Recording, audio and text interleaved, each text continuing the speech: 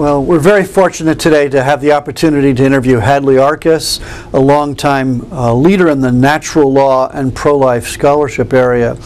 And Hadley has taught for over 45 years at Amherst College, where he's the Edward Ney Professor.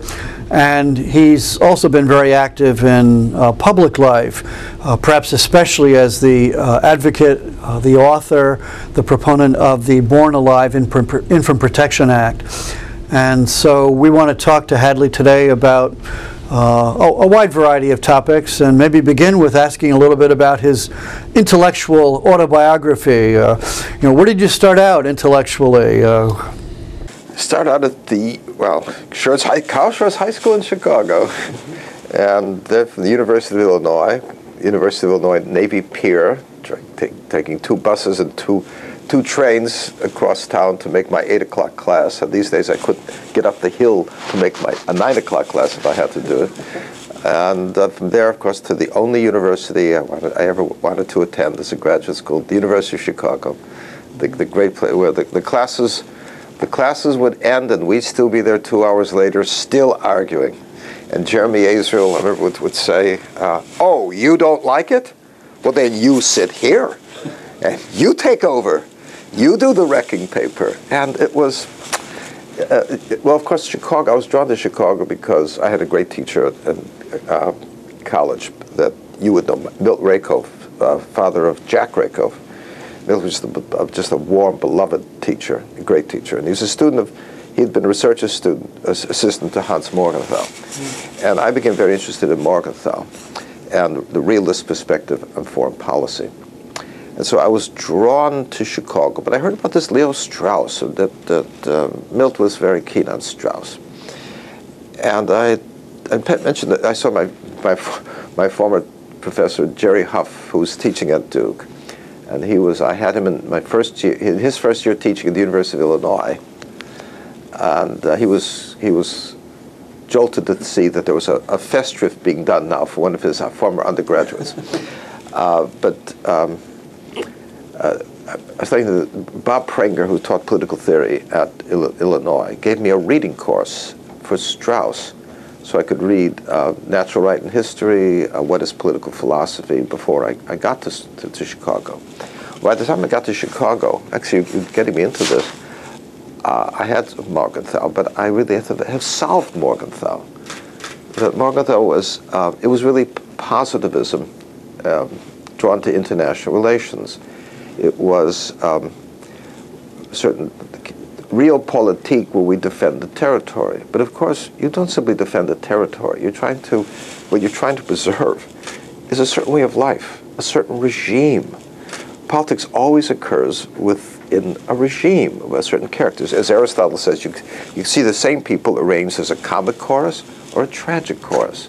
And we used to tell students that we think in political science that the most consequential data of political life are the data involved in the shift in regimes from the Germany of Weimar to the Germany of Hitler, from the Cuba of Batista to the Cuba of Castro. I remember one youngster coming up after class saying, "This is interesting. Who's this guy Weimar?" But my problem with Morgenthau was that you come to understand that it's the regime that is the most central question in politics. In fact, Strauss had a line like this, page 137, I think, we're practically in the middle of the book, that when the classic philosophers were concerned with the question of what is the best political regime, they gave us to understand that social phenomenon, than only which the biological phenomena were more fundamental, was the political regime. The political regime, the terms on which, the moral terms on which we live, the character of that life. That's why then this recent concern with marriage. There's been nothing as central to the laws, since there have been laws, as understanding what constitutes a family in a marriage. Okay. Well, so my first book was really, which came out in my dissertation at Chicago, was really a goodbye letter to Hans Morgenthau. It was called Bureaucracy, the Regime, the National Interest. This was about the Marshall Plan, as people tried to give administrative shape to the Marshall Plan of 1947. they had to explain where this fits into the overall scheme. Did you want to take export controls away from the Department of Agriculture? Was this that important an interest? You know, and as you did that, you were trying to explain where this Marshall Plan fitted within the entire scheme of the laws and the American regime. And but then that sort of got me pointed toward Max Weber and a certain case in constitutional law. And I'd worked in constitutional law as part of the one of the fields for my PhD, but I hadn't thought of it as central. But I began moving in that direction. Amherst is a lovely small place that gives you a lot of flexibility. And I moved to a course in urban politics because people became very concerned with the cities. I was teaching on political parties. I began back when, about the 1960s? 60s. I'd like to say to people, I was an inmate at Brookings, at the Brookings Institution. I was institutionalized at Brookings, and I had a fine doctoral fellowship coming right out of Chicago, 65, 66. And nestled in the Brookings Institution. And there I was really nestled in with the Democratic establishment, the liberal establishment. 1965, it was the high tide of liberalism. Evan Kirkpatrick, the head of the Political Science Association, was a dear friend of Hubert Humphrey. Hubert is now vice president.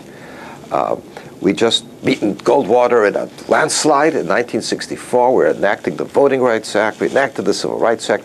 No one was a relativist. No one was a moral relativist. They thought we were doing the policies of justice. But in the fall of 65, time of high confidence about the war in Vietnam, the sense in Brookings was we were winning our war. That was a liberals' war.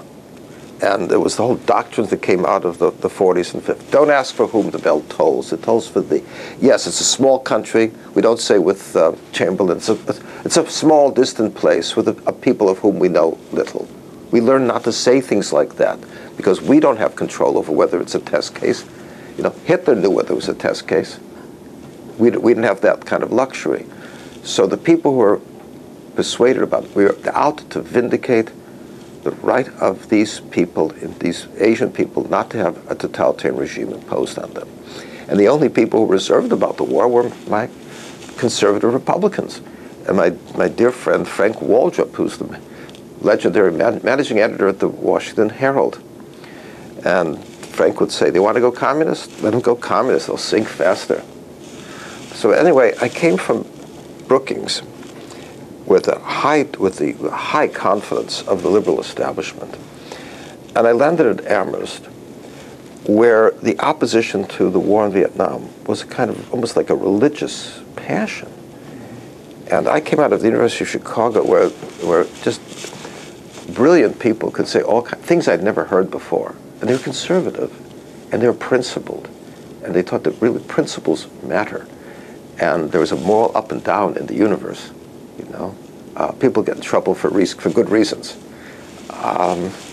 Yes, Ho Chi Minh really is a communist. He's not really a nationalist. He's a hardened Marxist, communist, Leninist. So I get to Amherst, and it's been true of many places. True that I remember Andre Helliger said of Johns Hopkins in this period that it wasn't a free place.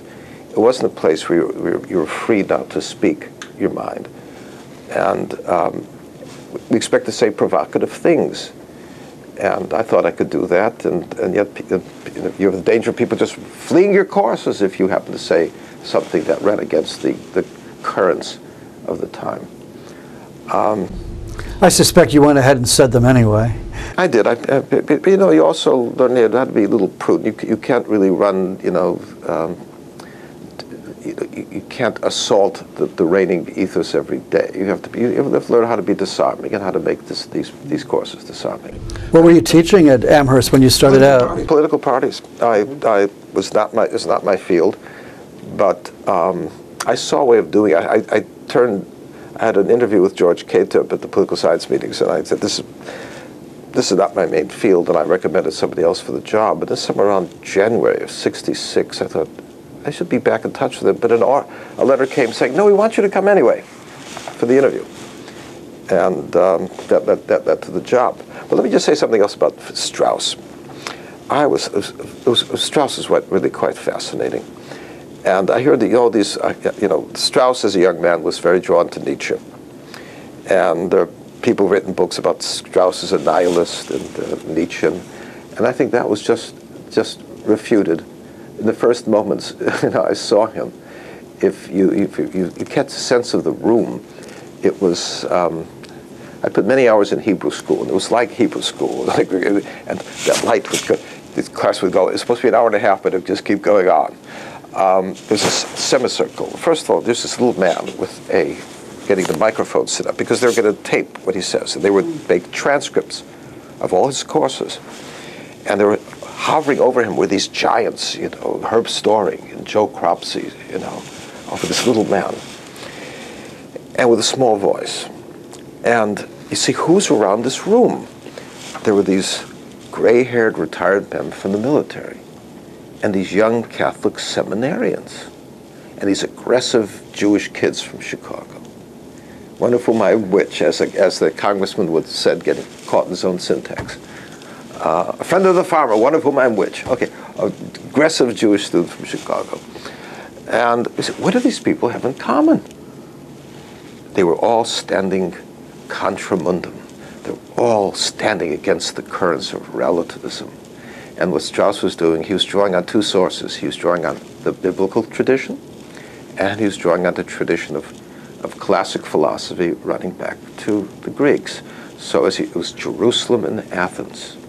Jerusalem and Athens. Milton Himmelfarb once remarked, when Strauss died, he said, it was Jerusalem and Athens. He said, but Strauss was not much seen in the synagogue. And I called Milton. I said, look, I heard this story before I got to Amherst.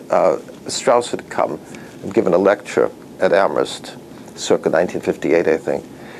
He gave this talk, and one of my colleagues, in English, Alan Gutman, came up afterwards and said, but if I listened to his talk, you would have to believe in Revelation. And Strauss said, well, I'm a Jew. And I said, what does that mean these days? And Strauss said, that's not my problem. So I called Milton when Strauss died. I said, I called the stories for Hadley. Look, Jerusalem and Athens, Jerusalem and Athens. His head was in Jerusalem. His heart was in Jerusalem. His head was in Athens. And the premier organ of a philosopher is the head. What he was. But what it could be said of Strauss, though, is that his students have not become raging atheists.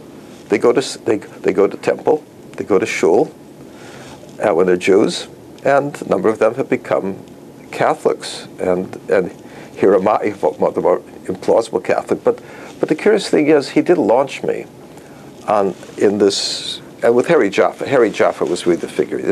I was fascinated by Strauss and put off a bit by the Straussians. They seemed, it was that old line of Tom Stoppard. At a certain point, the moralist starts to sound like somebody who is haranguing the bus queue with the demented certitude of one possessed of privileged information. And the Straussians seem to be of this kind of smile of smugness of people who really are possessed of privilege, and which was not accessible to me, because some of them, Jeff Burnham and Charles Obenauer, had worked with Walter Burns and Alan Bloom at Cornell.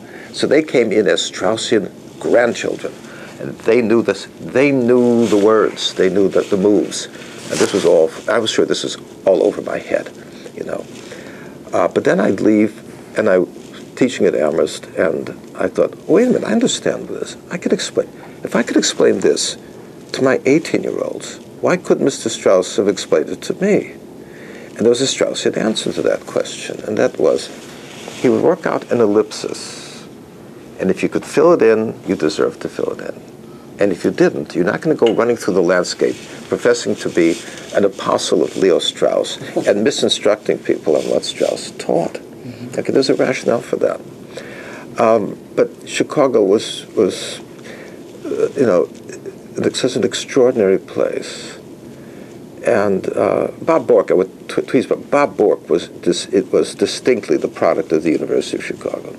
And I thought that would got him into a lot of trouble, because I said, look, here you are. You make the strong argument for this, but to try it out. And you say, oh, that wasn't as strong as I thought it was. And I said, I understand what you're doing. I remember when I was teaching at Amherst, and I would say, one of my students, one of my favorite students who came up mid-semester said, wait a minute, you're taking 8 weeks to set up this argument, and then you're taking the rest of the semester to tear it down? Why are you doing that? Well, that's why we did things in Chicago. You try to make the best case for this author's position, the writer's position, to address not a straw man, to see the best thing, to try to reconcile his inconsistencies. What could be said in saving his argument? And then you go at it, right? That was the style. But Amherst was a place where, I must say, where you could try to say provocative things, and it would really set off a recoil. And but I found there are other ways of saying them within small circles. So how did you move from international relations and political parties to what you ultimately spent your life in, which is political philosophy, natural law, constitutional law? Well, of course, as you know, the center of political science is political philosophy. That was the one field that was, as they say, compulsory, required at Chicago. Whatever else you're going to do, you're going to have political theory in it. And those were the central questions. From those questions, everything else radiated. So from foreign policy, the question would come back to the nature of the political regime. Like, what are the principles that constitute the best political regime? What are the principles that establish what laws you're justified in imposing on the country? What is the nature of those regimes in the foreign arena that pose the gravest threat? What's the nature of those regimes that deserve to be promoted and encouraged, and the nature of those regimes that deserve to be resisted and even removed? So it's a central question that pervaded everything, and of course, over time, your best analogies would come from cases where you're applying principles to particular. You know the attraction of it yourself, because you were drawn to it for the same reason and the same passion. It crystallizes the principles. It's the test of the principles, and it's a test of their truth. But I start to say that just as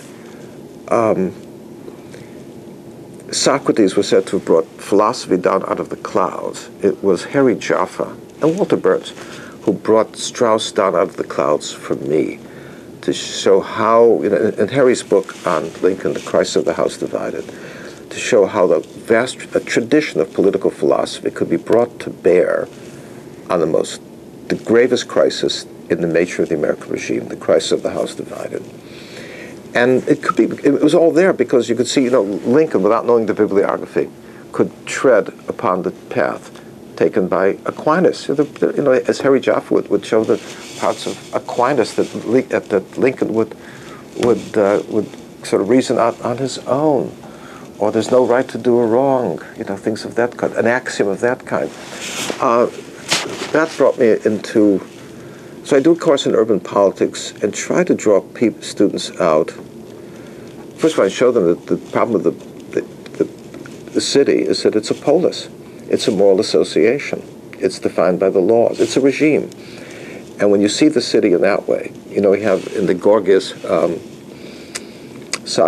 Plato has Socrates say, I am the only true legislator in Athens. I'm the only one with the political art, because the center of the problem is how to reason about the things that are right or wrong, just or unjust. But Callicles says to Socrates, but you will cut a poor figure in the city, because you'll be hauled in front of a jury and you won't know how to defend yourself. The political art involves at times speaking to the multitude, eliciting the acquiescence or consent of the multitude, a multitude of people who are not philosophers. Remember, so as Lincoln said, they may not be philosophers, but people can understand the central idea. The task of a statesman is to impart the central idea. And you see through those letters of Civil War soldiers on the Union side, how Lincoln's lines are often running through their letters in confirming freedom to the slave We are securing freedom to the free. We're all involved in this. There's nothing you could argue to establish, justify the slavery of black people that could not be applied to many whites as well. You can see what a statesman can do, right? Yeah. So if we start teaching on the city, we keep getting drawn back, and I have my students make commitments on a certain battery of cases involving life in the city and aggressive speech, assaulting speech. It used to be understood that when we enter a public place, we can be expected to restrain ourselves out of respect for the sensibilities of other people in the public place.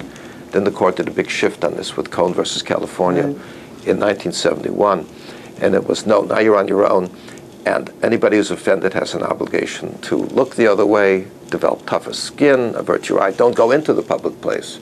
And this would apply to everyone except for pro-life demonstrators. They're the only ones who couldn't benefit from this new regime in which people should be free to speak and others should try to just look the other way and give them lots of room. How did you get interested in the abortion issue? Or what was the thing that kind of directed you in there? Because not everybody who's interested in political philosophy gravitates toward that issue. Yeah, it was an issue that was coming up, and I was curious about it, and I was reading, who has since become a very good friend, John Noonan, who was still teaching at the law school at Berkeley, and then became a federal judge, Ninth Circuit under Reagan. And I was reading John, but it was also the conversations with my dear friend Dan Robinson, who's lecturing these days at Oxford. He was one of the few psychologists fluent in Latin and Greek, who's doing laboratory work, and he's one of the founders of neurosciences at Amherst. But he also did done a book on Aristotle's psychology for Columbia. And I remember I was getting very concerned about this issue, and I remember talking with Dan, and we were talking about the embryo, and I said, well, God, it looks like a tadpole. He said, it's not a tadpole. Even when it looks like a tadpole. He said, I can take very refined tissue from there, bring it over here, and you'll find an arm growing in a strange place. What made the deepest impression on me was Paul Ramsey, in a piece he had in a chapter he had in that book, the collection of essays that John Noonan assembled, which he started tracing things back. At some point the sole prints appear, the fingerprints appear when swallowing begins, and tracing it all the way back to that zygotal dot, that everything we have genetically, we had at that first moment. The genetic tendencies, perhaps our allergies, perhaps even our SAT scores, were all writ there. We have not acquired anything different from what we had then in our genetic definition when we were no larger than the period at the end of this sentence. So you realize now that, I tell students, you realize if your mother had disposed of you when you were that zygotal dot, you would not have been the next one.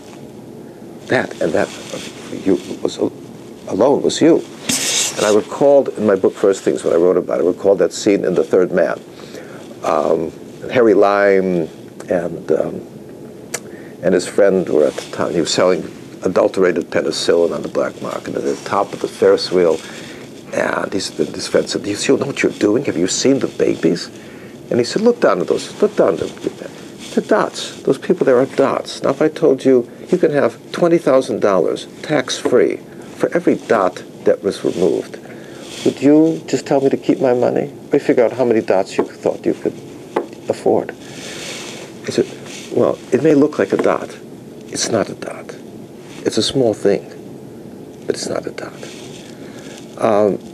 But we began to reason about this, as you've heard me on this, simply through the model of principled reasoning that Lincoln often, would tell audiences and people that Aquinas said that the divine law we know through revelation, but the natural law we know through that reasoning that is natural to you, accessible to human beings as human beings.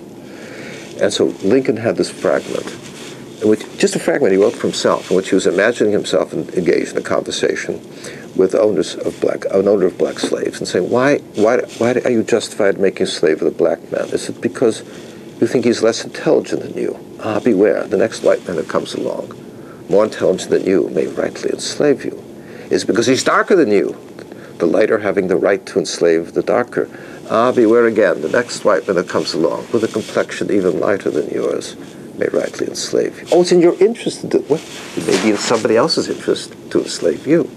Now, the upshot was that there was nothing you could cite to justify the enslavement of black people that would not apply to many whites as well.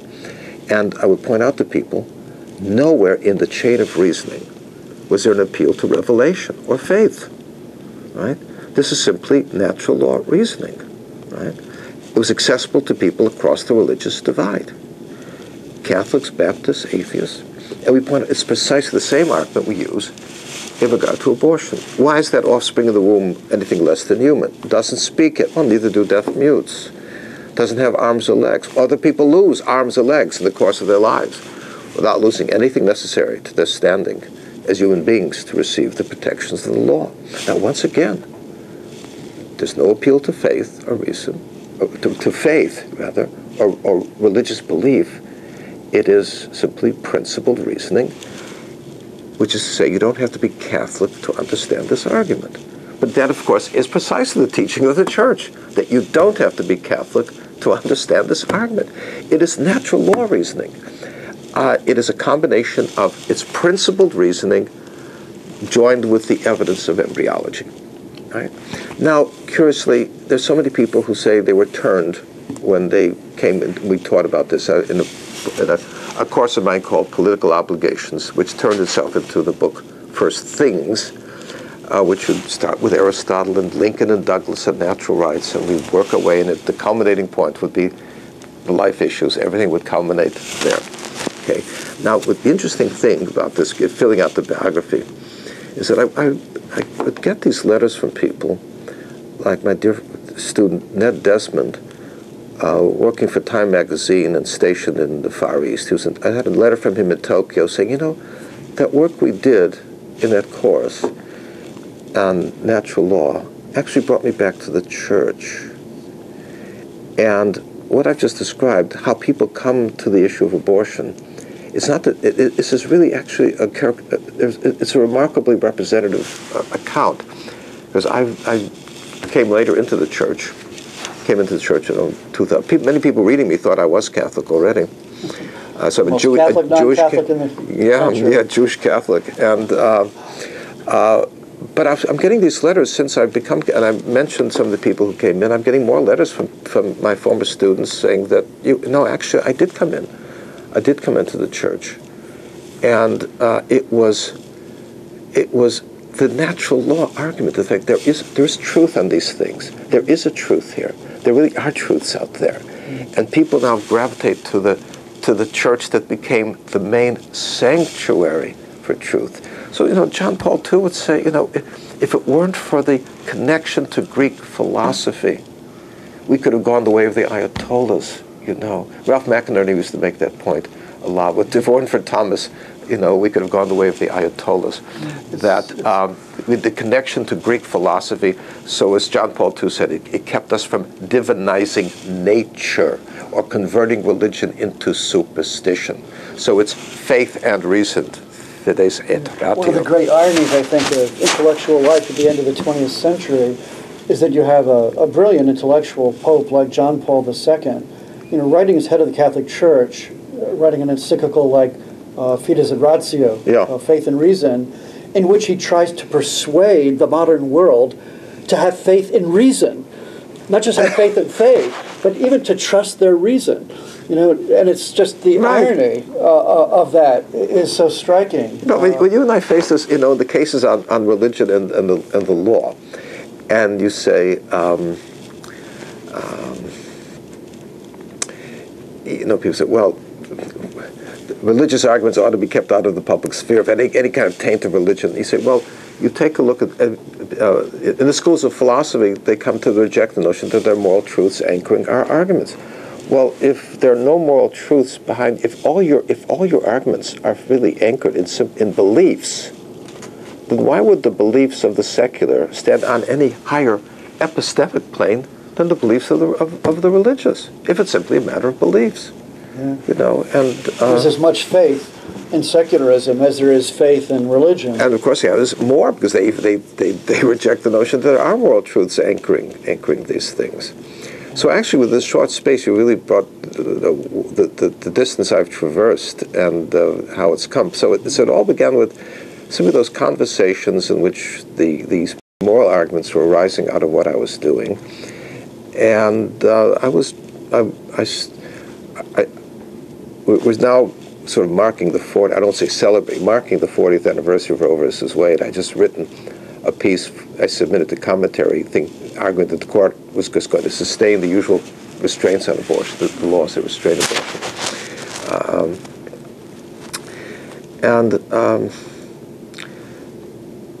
So I started writing.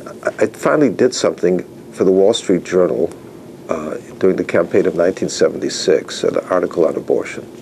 That brought the attention of many people. I started getting invitations to speak in Detroit and other places, and soon got a reputation on the pro-life circuit, and began traveling in those circles and involved in pro-life leadership groups. And so willy-nilly, before long, I was very much engaged in it.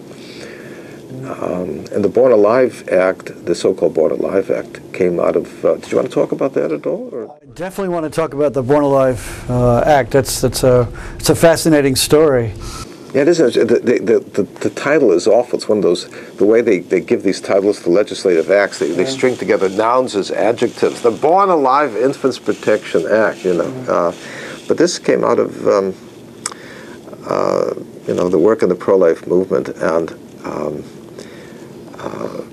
I've written a draft of something for the debating kit of the first George Bush when he was preparing for the debates with Michael Dukakis in 1988. And I would have had Mr. Bush take this line, something he could have taken very usefully in 1989 when the court came forth with the Webster case, in which it looked as though it was returning the question of abortion to the political arena. Well, at that moment, there were pro-life politicians who panicked. Oh my God, I'm going to have to actually vote on it. And suddenly, a guy, Jim Carter in New Jersey, could be pro-life as long as he knew he was safely detached from the authority to do anything about it. Suddenly, he was getting these alarming telegrams and calls from constituents. You're going to dispossess me?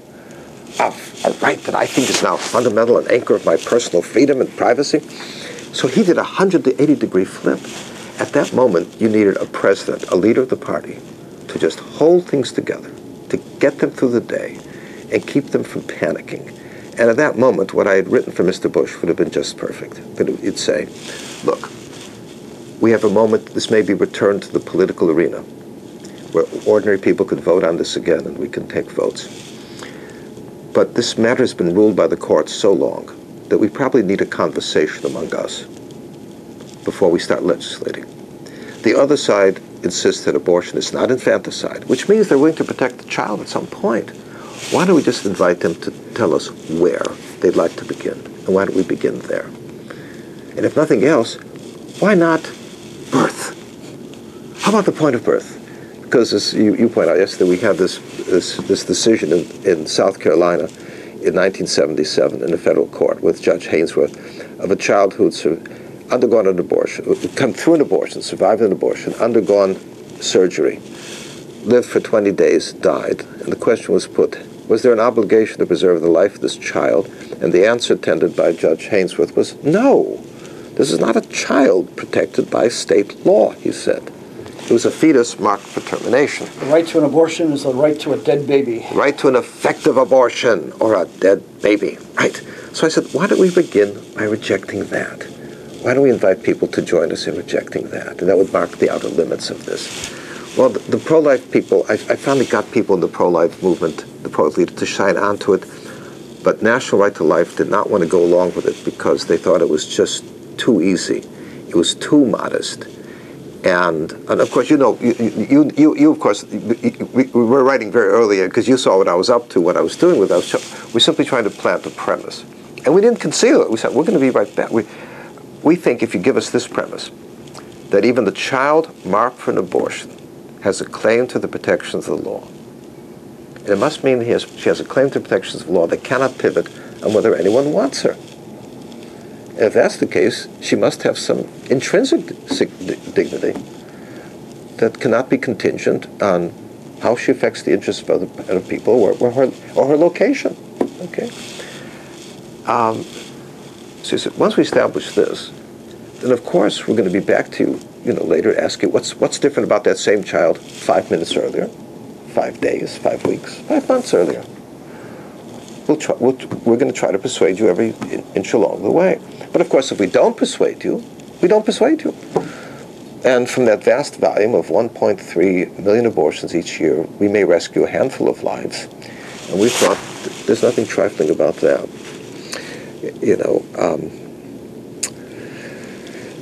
I had a dear friend in Boston who used to say that late friend who's Joe Stanton, who said, after all this effort, we've saved only a handful of lives. It will all be worth it. It will all be worth it.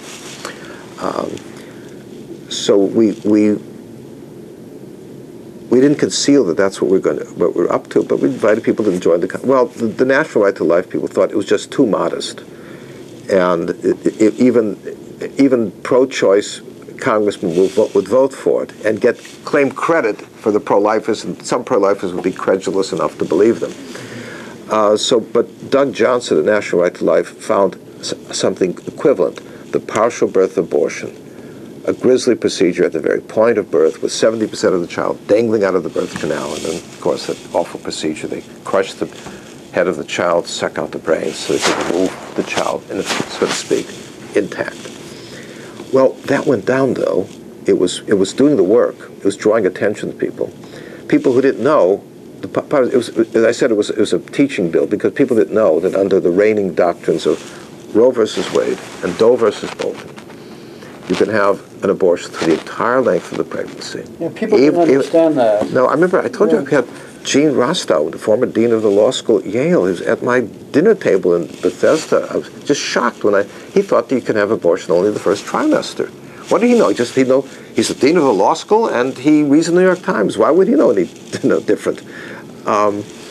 And Marianne Glendon at Harvard surveyed 25 of her colleagues, and only 5 of them could give an accurate account of what was in Roe versus Wade, and so Doe versus Bolton. So we thought we'd break out a lot. First of all, the effect of the bill was to break out information that most of the public would find jolting. That's what we're doing. Well, when the bill on partial birth abortion was struck down in Nebraska, and by implication 31 other states, by the Supreme Court in June 2000, the prospects for the partial birth abortion were just nil. And it was in the middle of a presidential campaign. So Doug Johnson thought, okay, now what else can we do? Let's go back to Hadley's bill. And Dick Posner, the great Richard Posner, judge for the Seventh Circuit. Judge in the Seventh Circuit. I said Sixth Circuit. Yeah, I was wrong. Seventh Circuit, Chicago. Mm-hmm. He tweeted us during his dissent in the Wisconsin case on partial birth abortion. Yeah. He said, well, you people never make the claim to protect the child herself, so why does the state have any compelling interest in shifting the killing of the child back from the birth canal to the uterus? And he had a point. So I said, let's fill in that point. So the line I used was the line from Andrew Jackson in the Battle of New Orleans when he supposedly said, boys, I want you to elevate them guns a little lower. Right? Let's draw back. I want you to be a little more modest. Let's just protect that child. Whatever you think was in Roe versus Wade, it surely cannot mean the right to a dead baby. Okay? Can we not step that?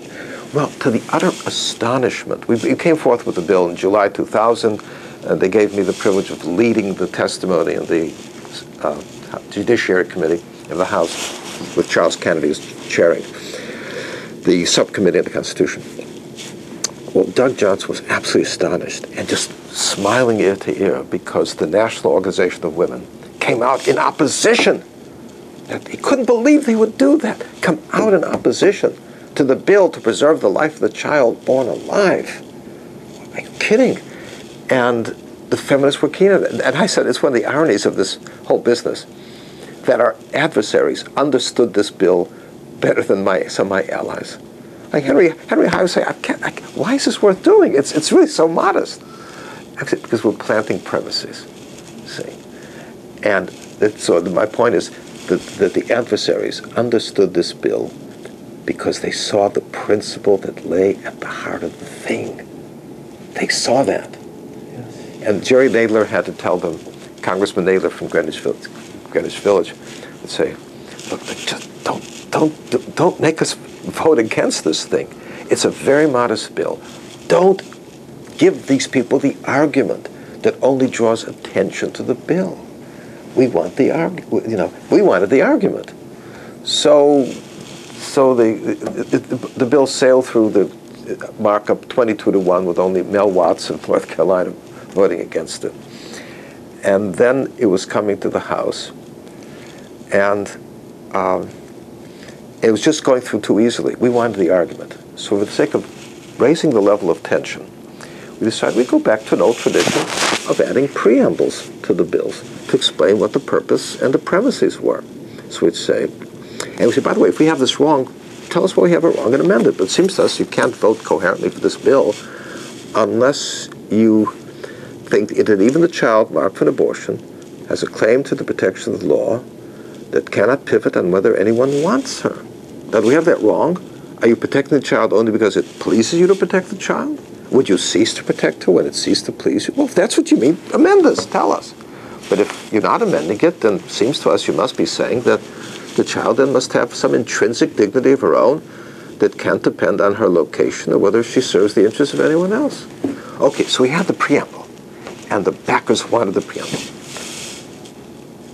We did raise the level of tension, but it was among them Republicans before we even got to the Democrats. A group of moderate Republicans demanded a meeting with the leadership, and they threatened to go to the floor and they threatened to join with the Democrats in adjourning the Congress if we went to the floor with that inflammatory preamble. They're ready to do this at the height of the presidential election and to embarrass their own party. And Charles Kennedy said, wait a minute, you think there's a constituency for infanticide back home in your district? Well, you know, what happens at moments like this is the leadership tries to calm people down. We'll round off something here and there. But Henry Hyde decided, no, we've got to give in to them because here's Kai Kendall in Los Angeles. We work on the assumption that every member is the sovereign judge of what makes life difficult for him back in his district. For the sake of preserving a Republican Congress and a pro-life Congress, we need a lot of these pro-choice Republicans. It's just, it's true. The Democrats land on the other side. They need pro-life Democrats to use, Robert Casey as their useful idiot. Okay, so Henry decided, okay, no, we'll throw out the preamble. So it goes to the floor and it brings in a vote of 380 to 15. Well, everything got stalled for the presidential election, and then things came. We had to do this again in 2001. And Charles Kennedy was gone, and Jim Sensenbrenner took over as chairman. And I mentioned only for this point that we wanted, okay, let's do the preamble again. And Jim said, no, Henry brought this bill in at 380 to 15. We want to be as strong a performance as Henry. And we said, we're not interested in the box score. We're not interested in the box score. We want the argument. But it didn't go. So it goes to the floor. It gets, I think everybody, just 2 Republican votes are lost, Nancy Walker and Ben Gilman from New York.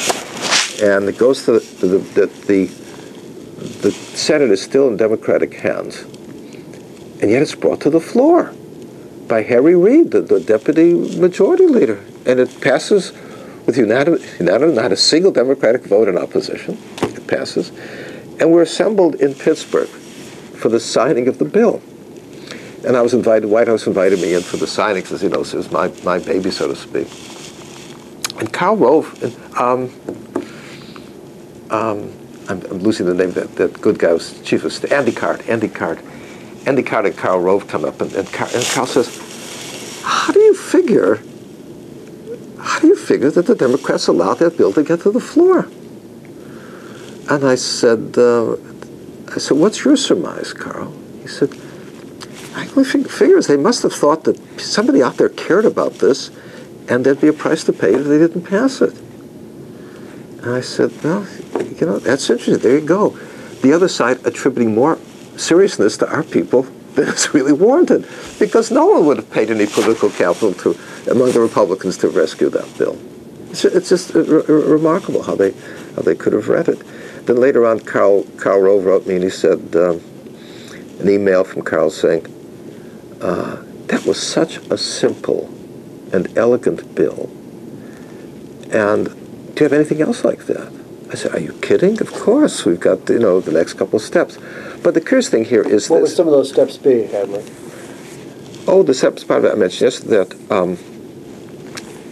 that I just wanted, that even executive order, the bill on partial birth abortion was being enjoined in the federal courts. So while it's being enjoined, that's a bill that enjoined barring the surgery. Oh, that's how. We said, wait a minute, still, while it's being practiced, American taxpayers should not be compelled to be accomplices in a procedure that 70–80% of the public regard as abhorrent. So let's simply say that we'll remove federal funds from any hospital or clinic that houses this procedure. Well, this is not what. This is the way that the federal government has been extended over the last 40 to 50 years in accord with a liberal agenda. We offer grants for the federal government. We don't know how the federal government reaches any of this stuff, but we give you a grant for birth counseling. Birth counseling? Federal government doing birth counseling in the central cities, building housing. We do it by extending grants, and if you accept the grant, the federal rules come along. If you don't accept the grant, well, nothing's binding on you. It's no law. You don't have to justify it. So we say, okay, let's do this. Almost any of these facilities would be dependent on federal funds. And I'd ask to have the president pose the question. This is the thing he'd do. It doesn't even require an executive order. But you'd set off crippling tensions among the Democrats if you did it. Say, tell me, do the formulas of the Civil Rights Acts apply to these hospitals? The Civil Rights Restoration Act. The youngster gets a loan from the federal government, takes it to a school. The whole place becomes a recipient of federal funds. Milton Friedman said it's like saying somebody walks into A&P with food stamps, the A&P becomes a recipient of federal funds. Okay, but that's the construction. Okay, so and then all the federal rules apply. So I have Mr. Bush ask them, just put the question to the Judiciary Committee. If somebody tell me what is a recipient of federal funds? If somebody walks into a hospital or clinic and he happens to be covered by Medicare, if he's getting Social Security, he's getting a refund from the IRS. Is the whole place now a recipient of federal funds? And do we have now grounds for removing federal funds from the whole establishment? Now, if all Mr. Bush had to do was raise that question. No executive order, just raise it. And you would have set off crippling tensions among the Democrats, because they knew that if they'd let us do with this, we could legislate against abortion all the way down the line. We could drive. They had to resist. But if they resisted, they'd have to resist by starting to dismantle the whole formula by which the reach of the federal government had been extended over 40, 50 years. They couldn't do that. But if they tried to resist us, they'd have to resist on the worst terrain possible for them, defending their worst case that elicited the opposition of 70 to 80% of the public. So I told Carl, well, this is win-win. Do you want to dismantle the whole scheme? We'll help them, right? This is playing the political game. You set off these tensions, these crippling tensions in the opposition. If they had us in this position, they'd have been squeezing hard. Mm-hmm. Our guys don't play that game. Another example would be sex-selective abortions. Yeah, we're for that. Sex-selective abortion, anything like that. We're doing that right now. Our guys are doing that right now. But interesting, go back to the Bushes for a moment. Robbie George's line about the first George Bush, that his problem for the pro-lifers, that he was all action and no talk. And we needed to talk. That memorable day, you remember, in 1989, the Webster case, when it looked as though the court was taking the first steps to return the issue of abortion to the political arena, and maybe you could protect the child even before the point of viability. Reporters rushed to President Bush, who was on the golf course, and so moved by the moment that he was not quite moved to remove the wooden tee between his teeth. And he said, we'll have a statement for you later on that. See, that was the moment in which you needed the talk of a president who frames the issue, to avert panic among those pro-life Republicans who didn't know where to go. You give them something. We're going to start a conversation on this. I'm going to start with something very modest. You people in New Jersey will not be inflamed by the fact that we're going to protect the child born alive. Let's start something. This is what you tell your constituents. Don't worry, we're going to do this all very gradually and try to do this in a conversation. So I thought that this issue would be the easiest for George W. Bush, that there are Republicans in New Jersey and Connecticut who would like to vote Republican, were not for this vexing issue of abortion getting in the way. And I thought that George W. could go into Connecticut, New Jersey, and say, look, I know we disagree on many things, but can't we at least agree on this minimal thing? But he never used it at all. And in fact, he never even endorsed this minimal bill. The endorsement came from the executive office of the president in the executive office building. And so when you wonder why, because he did endorse the bill on partial birth abortion, my own surmise was the bill on partial birth abortion was already on the scene. It was there. It'd been there for a while. Several years have been talked about, so it's already much in play. But to talk about something new betrayed a willingness to talk about these things. And in the circles in which Mr. Bush moved, it was considered kind of tawdry to talk about things like this. And I thought that this was one of the problems for the pro-life. That this is what the odd rule. The other side knows that the Republicans get very, a friend of mine says, Ed Nate says, goosey. They get goosey talking about these things that they're nervous talking about. They don't want to talk about them. The other side knows they don't want to talk about them, and that virtually guarantees that the media will come at them, making them talk about them, and moving them into all kinds of unforced errors.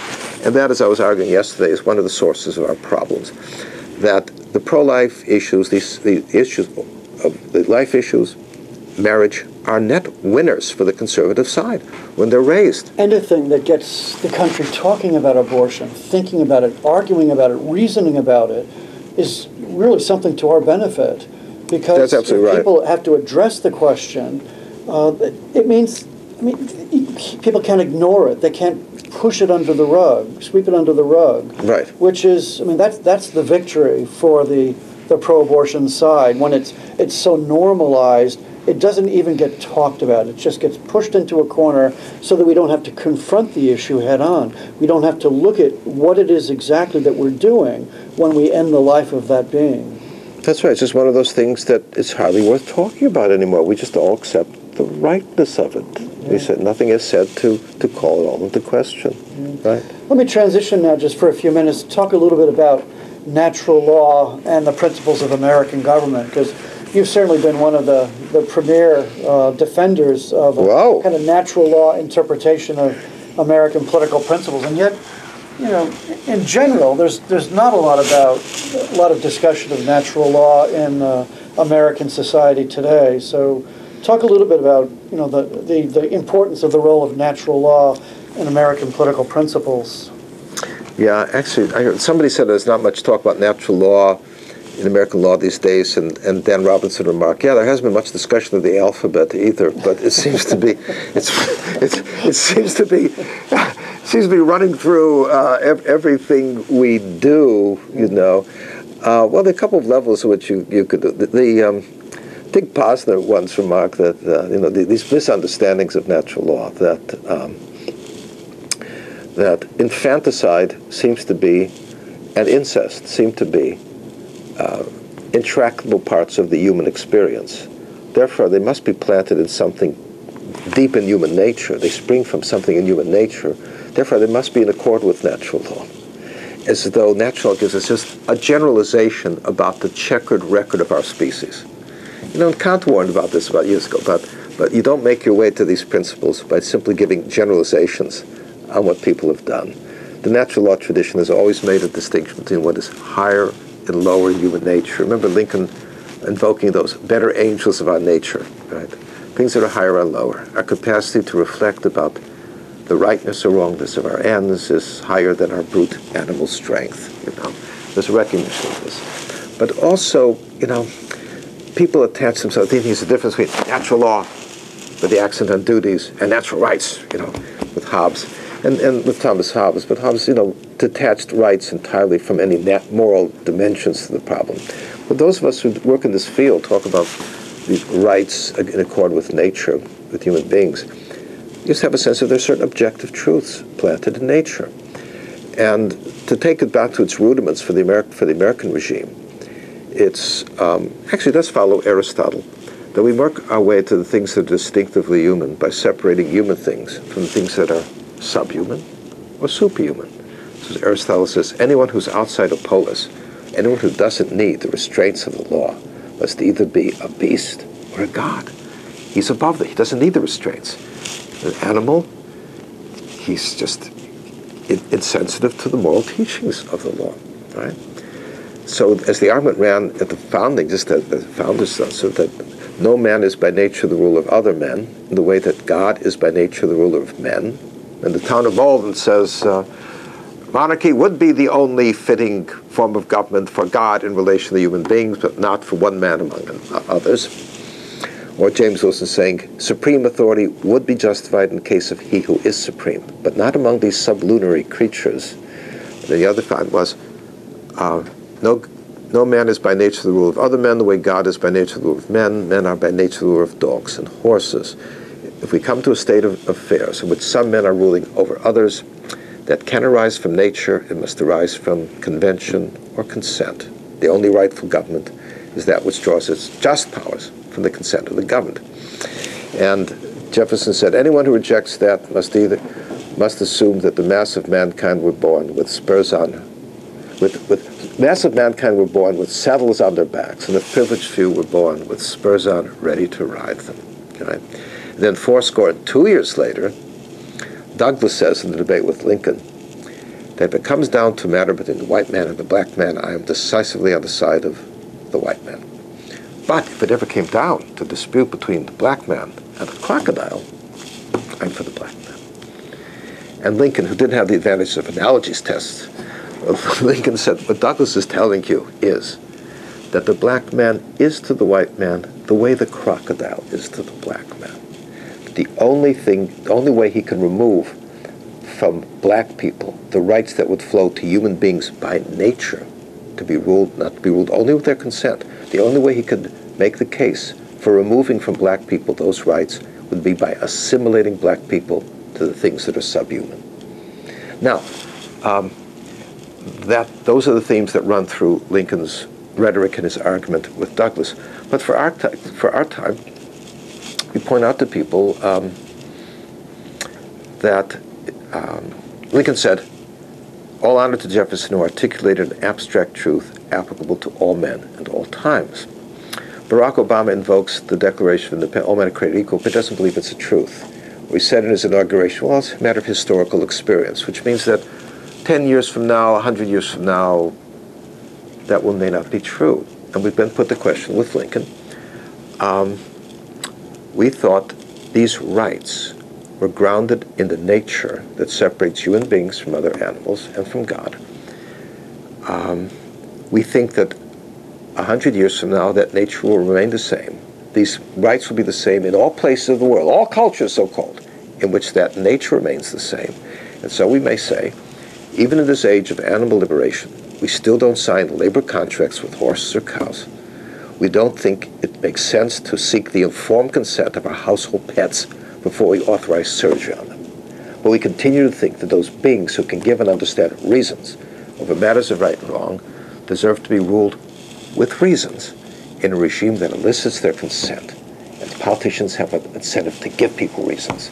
So now we ask, 100 years from now, you think those parts of nature will be changed? Do you think we will be signing labor contracts with dogs and horses and so on?